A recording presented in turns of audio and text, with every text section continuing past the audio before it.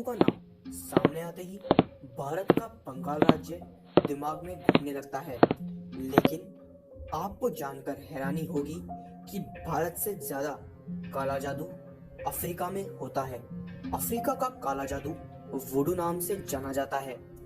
इसकी मुख्य विशेषता है इसमें इस्तेमाल होने वाले जानवरों के शरीर के हिस्से व पुतले, जिनका लोग सालों से उपयोग करते आ रहे हैं, लेकिन सामान्य तौर पर लोगों के लिए आज भी ये विद्या एक रहस्य है। आइए जानते हैं क्या होता है काला जादू और इससे जुड़े रहस्यों के बारे में। आखिर कैसे होता है काला जादू? तंत्र विज्ञान के अनुसार यह एक बहुत ही दुर्लभ प्रक्रिया है जिसे बहुत ही विशेष परिस्थितियों में अंजाम दिया जाता है। इसे करने के लिए उच्च स्तर की विशेषज्ञता की जरूरत होती है और कुछ ही लोग इसे करने में सक्षम होते हैं। इस प्रक्रिया में एक मूर्ति जो गुड़िया जैसी दिखती है का उपयोग किया जाता है, जिसे कई तरह की खाने की चीजों जैसे बेसन, उड़द के आटे आदि से बनाया जाता है। इसमें विशेष मंत्रों से जान डाली जाती है। उसके बाद जिस व्यक्ति पर काला जादू करना होता है उसका नाम लेकर पुतले को जागृत किया जाता है। अफ्रीका में काला जादू के लिए जानवरों का उपयोग किया जाता है। वुडू में मुख्य तौर पर जानवरों के अंगों का इस्तेमाल किया जाता है। इसमें जानवरों के अंगों में समस्या समाधान का दावा किया जाता है।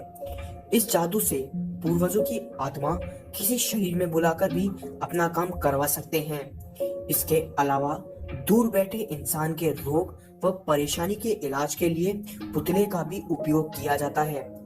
वुडू जानने वालों का मानना है कि इस धरती पर मौजूद हर जीव शक्ति से परिपूर्ण है, इसलिए उनकी ऊर्जा का उपयोग करके बीमारियों को ठीक किया जा सकता है।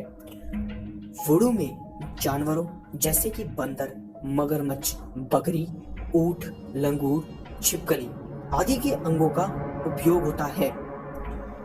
आखिर ये काला जादू क्या होता है?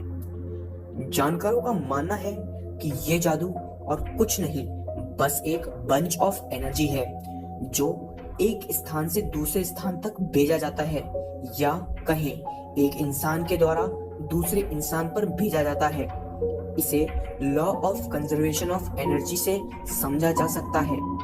इसमें कहा गया है कि ऊर्जा को ना ही पैदा किया जा सकता है और ना ही इसे खत्म किया जा सकता है, सिर्फ इसके स्वरूप को दूसरे स्वरूप में बदला जा सकता है। यदि ऊर्जा का सकारात्मक इस्तेमाल है तो नकारात्मक इस्तेमाल भी है। इसका मतलब यह हुआ कि हम ऊर्जा से कुछ भी बना सकते हैं।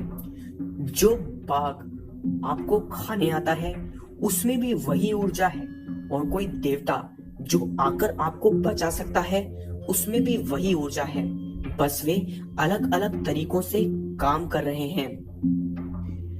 कब किया जाता है ये काला जादू?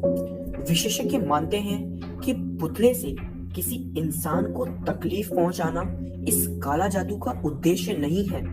इस जादू के लिए काला जादू शब्द भी गलत है। दरअसल ये तंत्र की एक विद्या है।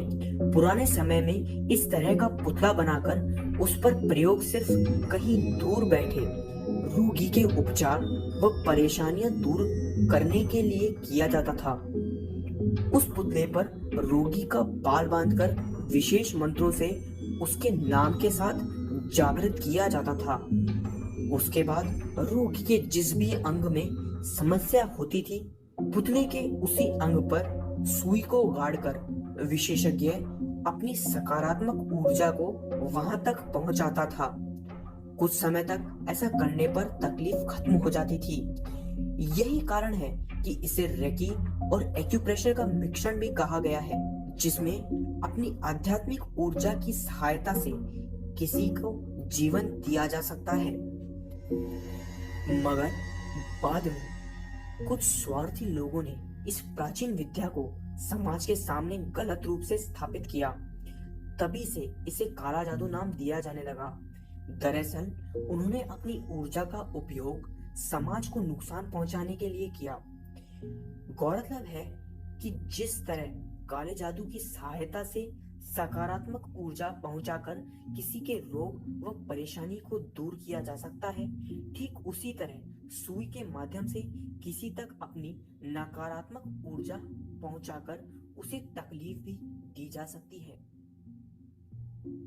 दोस्तों, इस वीडियो का उद्देश्य अंधविश्वास को बढ़ावा देना नहीं, बल्कि आप तक जानकारी पहुंचाना है।